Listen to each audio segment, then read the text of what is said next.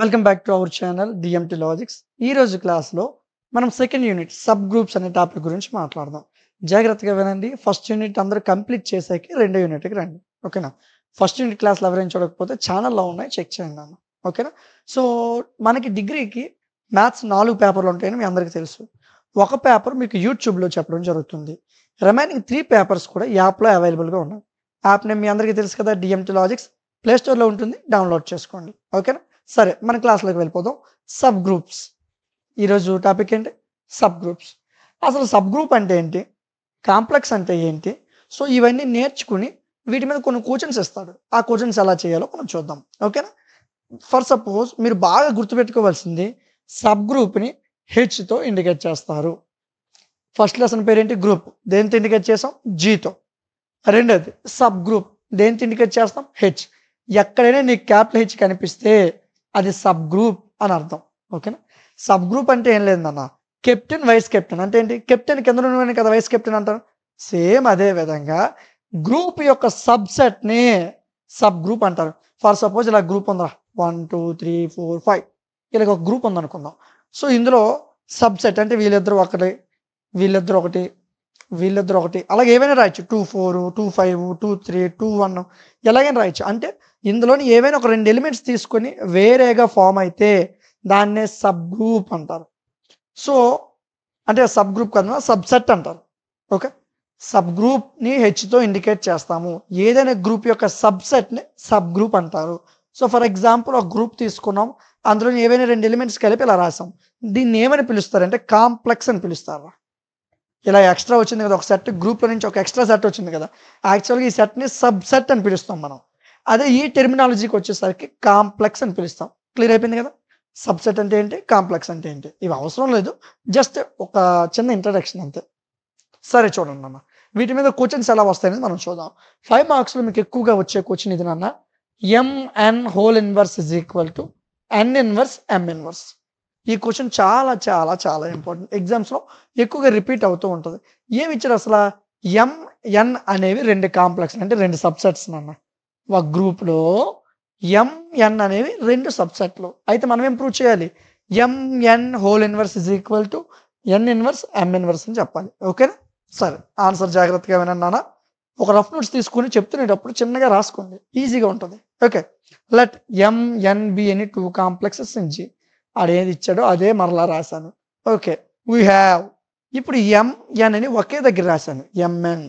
మరి ఇందులో ఎలిమెంట్స్ ఎలా ఉంటున్నాను అన్న, ఇది మీకు అర్థం కావాలి. గ్రూప్ ఫార్మేషన్ మీకు అర్థం కావాలి. ఇది అర్థం అయితేనే 10 మార్క్స్ క్వశ్చన్స్ మీకు అర్థం అవుతాయి. ఓకే, జాగ్రత్తగా వినండి. ఎంఎన్ వీళ్ళిద్దరిని ఒక దగ్గర రాశాను. ఇందులో ఎలిమెంట్స్ ఎలా ఉంటాయి? Small MN. ఓకేనా? చూసుకో, గ్రూప్ని ఎంఎన్ క్యాపిటల్ లెటర్స్తో చూపిస్తాము, ఎలిమెంట్స్ని స్మాల్ లెటర్స్తో చూపిస్తాము. మన ఎంఎన్ అందులో ఉన్నాయిరా గ్రూప్లో, మరి అందులో ఉన్న ఎలిమెంట్స్ అందులో ఉంటాయిరా గ్రూప్లోనే కదా, అదే రాశాను చూడు, ఎంఎన్ బిలాంగ్స్ టు జీ. ఓకేనా? సో వీళ్ళిద్దరూ జీలో ఉంటారు. మరి ఎం ఎందులో ఉంటుందిరా? క్యాపిటల్ ఎంలోని. మరి ఎన్ ఎందులో ఉంటుందిరా? Capital N. అర్థమైందా? ఈ లైన్ నీకు అర్థం కావాలి. ఈ లైన్ అర్థం కాకపోతే క్వశ్చన్ అర్థం కాదు. మరలా విను, వీళ్ళిద్దరిని ఒక దగ్గర రాశాను. ఇందులో ఉన్న ఎలిమెంట్స్ ఎంఎన్, క్యాపిటల్ ఎంఎన్ కలిపి ఉంది కాబట్టి స్మాల్ ఎంఎన్ కలిపి రాశాను. వీళ్ళిద్దరు కలిపి ఎందులో ఉంటారు? గ్రూప్లో. మరి స్మాల్ ఎం ఎందులో ఉంటుంది? క్యాపిటల్ ఎంలో. స్మాల్ ఎన్ ఎందులో ఉంటుంది? క్యాపిటల్ ఎన్లో. అదే రాశాను. అర్థమైంది కదా? ఓకే, సరే, ఇది ఇలా పక్కన వచ్చు. నా నేను ఎంఎన్ హోల్ ఇన్వర్స్ తీసుకున్నాను. MN whole inverse. తన ఎంఎన్కి ఎలిమెంట్స్ ఎలా ఉన్నాయి? MN small MN. మరి ఎంఎన్ హోల్ ఇన్వర్స్ ఎలిమెంట్స్ ఎలా ఉంటాయి? MN whole inverse. అర్థమైందా? సో దీన్ని బట్టి ఇది రాశాను, అందుకే ఇది చెప్పాను మీకు. అర్థమైందా? ఎంఎన్ హోల్ ఇన్వర్స్ వాల్యూస్ ఎలాగుంటాయి? Small MN whole inverse belongs to G. ఎంఎంలో ఉంటుంది, ఎన్ఎన్లో ఉంటుంది, మనకు తెలిసిందే. ఓకే, పక్కన పెట్టండి. నాకు ఒక విషయం చెప్పండి, మీరు ఈ గ్రూప్స్ అనే టాపిక్లో ఒక క్వశ్చన్ నేర్చుకున్నారు నాన్న. ఒకసారి చూడండి, AB whole inverse is equal to B inverse A inverse. ఇది మీరు నేర్చుకుంటారు. 5 మార్క్స్లో ఇంపార్టెంట్ క్వశ్చన్ అని నేను చెప్పాను గ్రూప్ థియరీలో. ఈ క్వశ్చన్ ఫస్ట్ యూనిట్లో సేమ్ ఇదే ప్రకారం MN whole inverse is equal to N inverse M inverse అని రాయొచ్చా లేదా? చెప్పండి. సో మీరు నేర్చుకున్న క్వశ్చన్ ప్రకారమే ఏబి ప్లేస్లో ఎంఎన్ ఇచ్చాడు. MN whole inverse is equal to N inverse M inverse. ఓకేనా? సో అదే రాశాను చూడండి అన్న, N inverse M inverse. Belongs to G. Same ఇక్కడ ఉన్న వాల్యూలు రాయాలి. చాలామంది చేసే మిస్టేక్ ఏంటంటే ఈ రిమైనింగ్ పార్ట్స్ రాయరు నాన్న. ఇవి రాయకపోతే మీకు ఫుల్ మార్క్స్ పడవు. ఓకేనా? చిన్న చిన్న లైన్స్ వచ్చినవి మరలా వస్తూ ఉంటాయి. ఇవి రాయకపోతే ఎగ్జామినేషన్లో మార్క్స్ వేయడు. ఓకేనా? జాగ్రత్తగా చూసుకొని నేర్చుకోండి. ఓకే.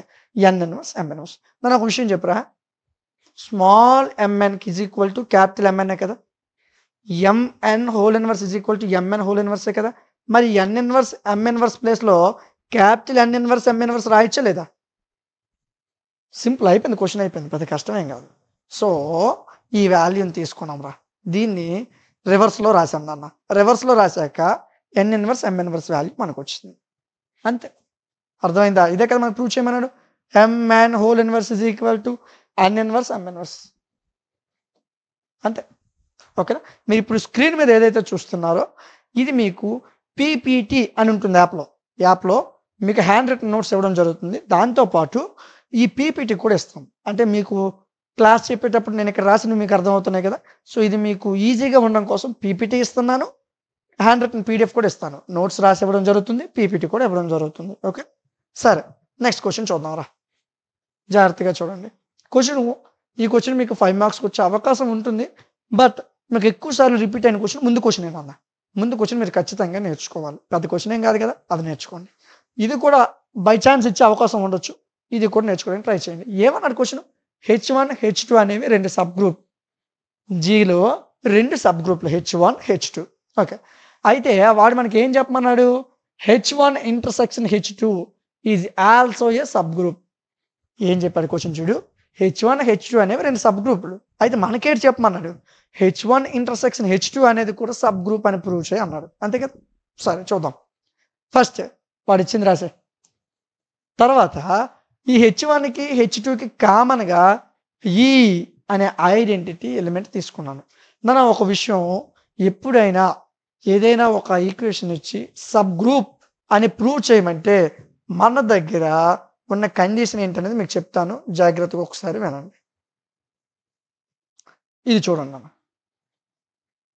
ఈ కండిషన్ మీకు చాలా దగ్గర యూజ్ అవుతుంది. ఈ క్వశ్చన్ యొక్క ఆన్సర్ ఇది. సో ముందుగా ఎందుకు చెప్తున్నానంటే ఇది మీకు అర్థమైతే కానీ సబ్ గ్రూప్ అనేది ఎందుకు చేశానో మీకు అర్థం కాదు. ఇప్పుడు గ్రూప్స్ అవ్వాలంటే మనకేం చెప్పాం? 4 లాస్: క్లోజర్లా, అసోసియేటివ్లా, ఐడెంటిటీలా, ఇన్వర్స్లా. ఎబిలియన్ గ్రూప్ అంటే విత్ కాంపిటేటివ్లా. ఇక్కడ ఐడియా ఉంది కదా. మరి సబ్ గ్రూప్ అవ్వాలంటే ఏంటి? సబ్ గ్రూప్కి పర్టికులర్ కండిషన్ ఉండదు నాన్న. సబ్ గ్రూప్ని రకరకాలుగా ప్రూవ్ చేయొచ్చు. అందులో ఒకటి, ఎప్పుడైనా A, B అనే 2 ఎలిమెంట్స్ తీసుకుంటే AB ఇన్వర్స్ అని వచ్చింది అనుకో బయటికి, A, B అనేవి H1 H2లో ఉన్నాయనుకో, AB ఇన్వర్స్ అనేది H1 ఇంటర్సెక్షన్ H2లో ఉంటుంది. సో మీరు ఇది వదిలేయండి అన్న, యువతలు ఏముందనేది వదిలేయండి. AB అని 2 ఎలిమెంట్స్ తీసుకుంటే AB ఇన్వర్స్ అని వస్తుంది. సో ఇలా వచ్చినప్పుడు ఇది మనం సబ్ గ్రూప్ అని మనకు అర్థం కావాలి. ఓకేనా? సబ్ గ్రూప్ అని ప్రూవ్ చేయడానికి చాలా కండిషన్లు ఉంటాయి. క్వశ్చన్లో వెళ్తున్న కొద్దీ మీకు అర్థం అవుతుంది. ఓకేనా? సో ఎక్కడైనా చూసుకోండి, AB ఇన్వర్స్ అని కనిపించింది అనుకో, AB తీసుకున్నప్పుడు అది ఖచ్చితంగా సబ్ గ్రూప్ అయిపోతుంది. సరే, జాగ్రత్తగా వినండి. ఓకేనా? సో H1 H2 అనేవి వాడు ఇచ్చినవి. ఓకే, ఈ అనేది ఒక ఐడెంటిటీ ఎలిమెంట్ H1లోను H2లోను, H1లోను H2లోను. అంటే ఈ అనేవాడి H1లోనే ఉంటాడు, ఈ అనేవాడి H2లోనే ఉంటాడు. అదే రాశాను చూడు. నాకు ఒక విషయం చెప్పు, ఈ అనేవాడు H1లో ఉన్నాడు, అదే ఈ అనేవాడు H2లో ఉన్నాడు. మరి వీళ్ళిద్దరి మధ్యన కూడా ఆడే కదా ఉన్నట్టు. అర్థం కాలే?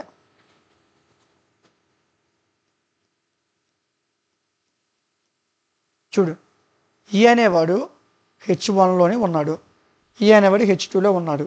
దీన్ని బట్టి ఈ బిలాంగ్స్ టు ఈ అనేవాడు H1 ఇంటర్సెక్షన్ H2 అంటే వీళ్ళిద్దరిలోనూ ఉన్నాడు అని అర్థం. అర్థమైందా? సో ఇక్కడి నుంచి ఈ ఈక్వేషన్ని రాశాను. అర్థమైంది కదా ఈ స్టెప్ ఎలా వచ్చిందో. సో నాన్న H1 ఇంటర్సెక్షన్ H2 నాడు ఏమని చెప్పమన్నాడు? సబ్ గ్రూప్ అని చెప్పాలి. అసలు సబ్ గ్రూప్ అని చెప్పాలంటే అందులో ఫస్ట్ ఎలిమెంట్స్ ఉన్నాయని చెప్పాలి. మనం ఏదైనా ఒక గ్రూప్ అని ప్రూవ్ చేయాలంటే ఆ గ్రూప్లో ఎలిమెంట్స్ ఉంటేనే ప్రూవ్ చేయడం అవుతుంది.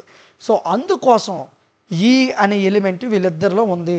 మరి వీళ్ళిద్దరిలో ఎలిమెంట్ ఉంది కాబట్టి ఇప్పుడు సబ్ గ్రూప్ అని ప్రూవ్ చేయొచ్చు కదా. సో ఒక ఎలిమెంట్ని ఇందులో మనం తీసుకొని, ఒక ఎలిమెంట్ ఉంది కాబట్టి దీన్ని మనం సబ్ గ్రూప్ అని ప్రూవ్ చేయొచ్చు అని చెప్తున్నాం. అంతే, పెద్ద కన్ఫ్యూజన్ ఏం లేదు. ఫస్ట్ ఎలిమెంట్ ఉందని ప్రూవ్ చేసాం, ఇప్పుడు సబ్ గ్రూప్ అని ప్రూవ్ చేసేద్దాం. Okay, H1 intersection H2 not equal to phi. దీని అర్థం తెలుసా? పై అంటే ఎలిమెంట్స్ లేవు అని అర్థం. ఈ అనే ఎలిమెంట్ ఉంది కదా, ఈ అనే ఎలిమెంట్ ఉంది కదా, అందుకు నాట్ ఈక్వల్ టు పై అని రాస్తాను. Okay, next and H1 intersection H2 subset of G. ఇది అందరికీ తెలిసిందే, ఎందుకంటే H1 H2లు జీలోనే ఉన్నాయి కాబట్టి వాటి యొక్క ఇంటర్సెక్షన్ కూడా ఖచ్చితంగా జీలోనే ఉంటుంది. అది పక్కన పెట్టండి. సరే, నెక్స్ట్ స్టెప్ చూడండి అన్న. ఇప్పుడు H1 ఇంటర్సెక్షన్ H2లో ఈ అనే ఎలిమెంట్ ఉందని మనకు కన్ఫర్మ్ అయిపోయింది. నెక్స్ట్ ఏ కమ బి అనే రెండు ఎలిమెంట్స్ తీసుకున్నాను మరలా. ఇప్పుడు నేను ఏమనుకున్నానంటే నాన్న, ఏ కమ బి అనేవాళ్ళు H1లోనే ఉన్నారు, H2లోనే ఉన్నారు అనుకున్నాను. లేదు, ఇంకా సింపుల్ నాన్న. ఈ అనేవాడు H1 ఇంటర్సెక్షన్ H2లో ఉన్నాడు కదా, దాన్ని బట్టి మనం ఏమని చెప్పాం? ఈ అనేవాడు H1లోనే ఉన్నాడు, ఈ అనేవాడు H2లోనే ఉన్నాడు. అదేవిధంగా ఏ కమ బి అనేది H1 ఇంటర్సెక్షన్ H2లో ఉంది కాబట్టి ఏ కమ బి అనేది H1లోనే ఉంటుంది, ఏ కమ బి అనేది H2లోనే ఉంటుంది. అర్థమైందా? ఓకే. సో ఇప్పుడు నాకు ఒక విషయం చెప్పు. ఏ కమ బి H1లోనే ఉంది, ఏ కమ బి H2లో ఉంది కాబట్టి H1 అనేది సబ్ గ్రూప్ అని తీసుకుంటే ఫస్ట్ H1 ఇది తీసుకుంటాను నాన్న, ఇది పక్కన పెట్టు, ఈ స్టెప్ తీసుకుంటాను. H1 సబ్ గ్రూప్ అయితే ఏ కమ బి H1లో ఉంటే దీన్ని బట్టి సబ్ గ్రూప్ ఈక్వేషన్ ఎలా రాయొచ్చు? ఇందాక మీకు చెప్పాను, ఏ కమ బి అనేది ఒక సబ్ గ్రూప్లో ఉంటే ఏబి ఇన్వర్స్ వస్తుంది కదా, అదే రాసాను చూడు. AB inverse belongs to H1 అంతే. ఏ కమ బి అనేవాడు H1లో ఉన్నాడు, H1 సబ్ గ్రూప్ కాబట్టి ఏబి ఇన్వర్స్ కూడా H1లో ఉంటుంది. కథం, ఒకటి అయిపోయింది. సేమ్ H2 అనేది కూడా సబ్ గ్రూపే కాబట్టి ఏ కమ బి అనేవి H2లో ఉన్నాయి కాబట్టి ఏబి ఇన్వర్స్ కూడా ఎక్కడ ఉంటుంది? H2లో ఉంటుంది. నాకు ఒక విషయం చెప్పు. ఈ అనేవాడు H1 ఇంటర్సెక్షన్ H2లో ఉన్నాడు, ఏబి అనేవాడు ఖచ్చితంగా H1 ఇంటర్సెక్షన్ H2లో ఉన్నాడు. మరి ఇక్కడ ఏబి ఇన్వర్స్ అనేది కూడా H1 ఇంటర్సెక్షన్ H2లోనే ఉంది. అర్థమైందా? కన్ఫ్యూజన్ ఉందా? మళ్ళీ చెప్తాను విను. ఫస్ట్ ఈ అనేవాడు H1 ఇంటర్సెక్షన్ H2లో ఉన్నాడు, అది ఫస్ట్ స్టెప్ మనకి. కథం. రెండో స్టెప్ ఏ కమ బి అనేవాడు కూడా H1 ఇంటర్సెక్షన్ H2లో ఉన్నాడు, అక్కడ వరకు ఓకే. మూడో స్టెప్ ఏబి ఇన్వర్స్ H1లో ఉంది, ఏబి ఇన్వర్స్ H2లో ఉంది. ఈ రెండింటిని బట్టి AB inverse belongs to H1 intersection H2 అని రాశాను. కరెక్టే కదా? ఈ అనేవాడు H1లో ఉన్నాడు, H2లో ఉన్నాడు కాబట్టి ఈ belongs to H1 intersection H2 రాసాం. అదేవిధంగా ఏబి ఇన్వర్స్ అనేవాడు H1లోనే ఉన్నాడు, ఏబి ఇన్వర్స్ అనేవాడు H2లో ఉన్నాడు కాబట్టి AB inverse belongs to H1 intersection H2 రాశాను. సో ఏబి ఇన్వర్స్ అని వస్తే అది ఆటోమేటికల్లీ సబ్ గ్రూప్ అయిపోయింది, అంతే. అర్థమైందా? సో ఫస్ట్ ఈ అనే ఎలిమెంట్ ఉందని తీసుకున్నాం, ఏ కమ బిని చూపించాం, తర్వాత ఏబి ఇన్వర్స్ని చూపించాం. ఏబి ఇన్వర్స్ వచ్చిందంటే ఆటోమేటిక్గా సబ్ గ్రూప్ అయిపోయినట్లే, అంతే. ఓకేనా?